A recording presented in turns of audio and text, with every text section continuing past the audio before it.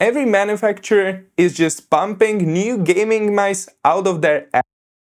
Well, let's just say there's a lot of them. So, when I imagine I'd want something lightweight, made of some exotic material, wireless, maybe a bit larger but still in the shape of the OP18K, well, I really don't have to look that far. And the name?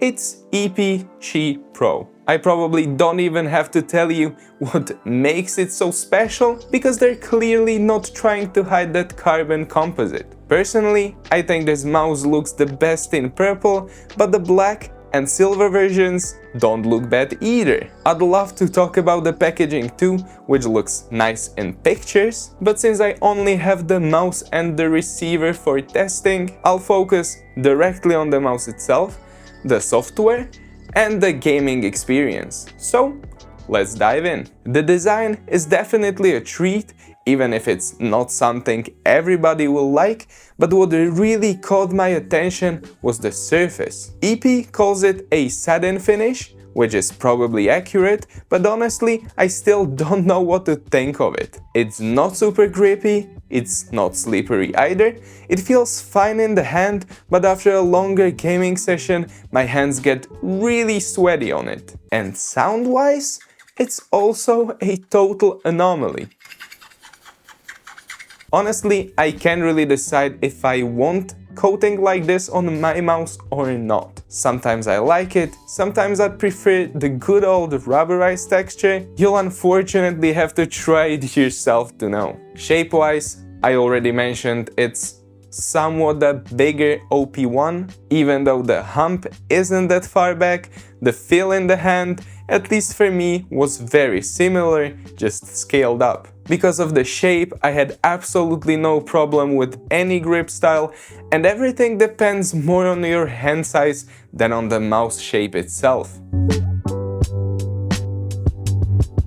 They claim it weighs around 50 grams, this one's a bit more, but personally I find that mice between 40 and 55 grams, depending on size, work best for my personal claw grip, and build, fortunately, hasn't suffered either.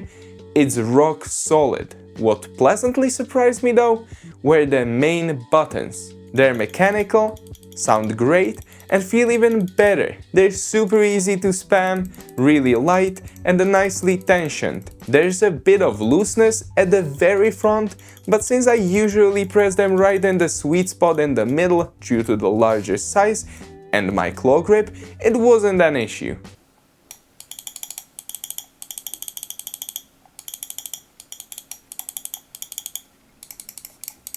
The scroll wheel is light, maybe even a bit too light, well defined, but because of that lightness, it's easy to skip steps. Clicking it though is easy, pleasant, and well positioned.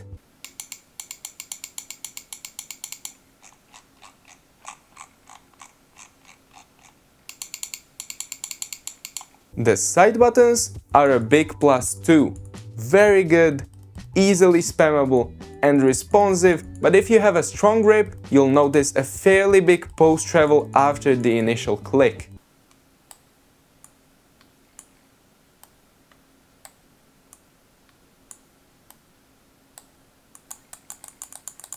Turning it over, on the bottom it's simple, a switch including Bluetooth, a DPI button, and skates. The skates are junk, just replace them. Do as I say, not as I do. I didn't bother since they worked fine on a glass pad, and for a while, until the pad eats them up, it's okay. Luckily, this mouse has a web software which fortunately worked great. All the settings you'd expect are there: DPI, polling rate, motion sync, debounce, even working LOD. But the most important thing of it all, the gaming experience. Unlike the previous EP I tested, this one didn't disappoint me at all.